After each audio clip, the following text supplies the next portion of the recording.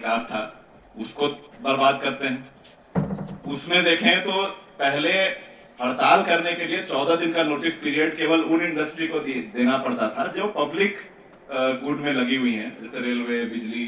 अब उसको एक्सटेंड करके सारे फैक्ट्रियों को, चाहे 10 मजदूर की फैक्ट्री हो, चाहे किसी भी छोटे मोटे उद्योग में लगी हो, सबको 14 दिन पहले नोटिस देना पड़ेगा। कंसिलिएशन में अगर चलेगा, जो कि एक टैक्टिक होता है कि हड़ताल हुई नहीं कि आप कंसिलिएशन में चले जाइए, सरकार और मालिक और मजदूर तीन ट्राइपार्टाइट मीटिंग होगी, उस दौरान हड़ताल नहीं हो सकती है।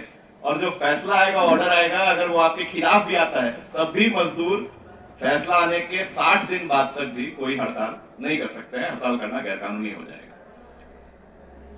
जो ट्रेड यूनियन का रजिस्ट्रेशन की प्रक्रिया लगभग नामुमकिन बना दी गई। जो समय सीमा रहती थी कि आपने आवेदन दिया और इतना दिन में वेरिफिकेशन हो जाना चाहिए, समय सीमा हटा दी गई। तो वेरिफिकेशन के नाम पर सालों महीनों लंबित रह सकता है प्रक्रिया, आपका ट्रेड यूनियन रजिस्टर ही नहीं करेंगे। और दूसरे तरफ जो ईज ऑफ डूइंग बिजनेस के नाम पर फैक्ट्रियों के लिए जो रजिस्ट्रेशन की आम प्रक्रिया रहती थी कि जो लेबर विभाग है वो पहले जाके ग्राउंड इंस्पेक्शन करेगा, देखेगा सेफ्टी रेगुलेशन है कि नहीं, उसको ऑनलाइन कर दिया गया है। अब किसी भी लेबर विभाग के आदमी को फिजिकली जाने की जरूरत नहीं है। फैक्ट्री मालिक ने घर बैठे बैठे लैपटॉप पे आवेदन दिया, उसके लिए समय सीमा तय की गई है। ट्रेड यूनियन वेरिफिकेशन का समय सीमा हटा दिया गया। फैक्ट्री रजिस्ट्रेशन के लिए समय सीमा है, अगर इस समय सीमा के अंदर वो रजिस्टर हो जाए तो ठीक है, अगर वो समय सीमा बीत गई तो ऑटोमेटिकली रजिस्टर मान लिया जाएगा। कोई इसमें सेफ्टी रेगुलेशन और ये चीजें देखने की जरूरत नहीं। ट्रेड यूनियन का जो पैमाना था 7 वर्कर के को लेकर आप ट्रेड यूनियन बना सकते थे, वो हटा के 10% कर दिया गया। यानी अगर 500 मजदूरों की फैक्ट्री है तो अगर 10% मजदूर आपके पास नहीं है तो आप ट्रेड यूनियन नहीं बना सकते।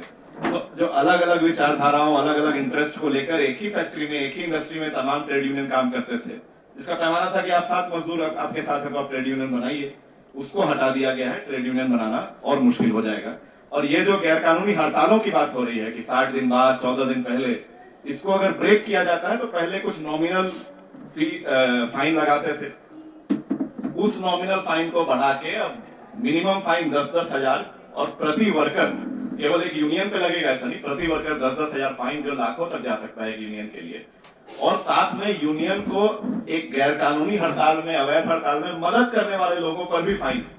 अगर मैं कोई छात्र हूं, मैं कोई और कोई बुद्धिजीवी हूं, मैंने देखा कि मेरे शहर में, मेरे डिस्ट्रिक्ट में, बगल में दिल्ली एनसीआर में को हड़ताल चल रही है, मैंने कुछ पैसे भेजे तो मेरे ऊपर भी कार्रवाई हो सकती है।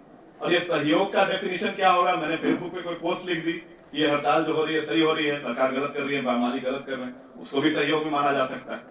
तो ये मजदूरों का जो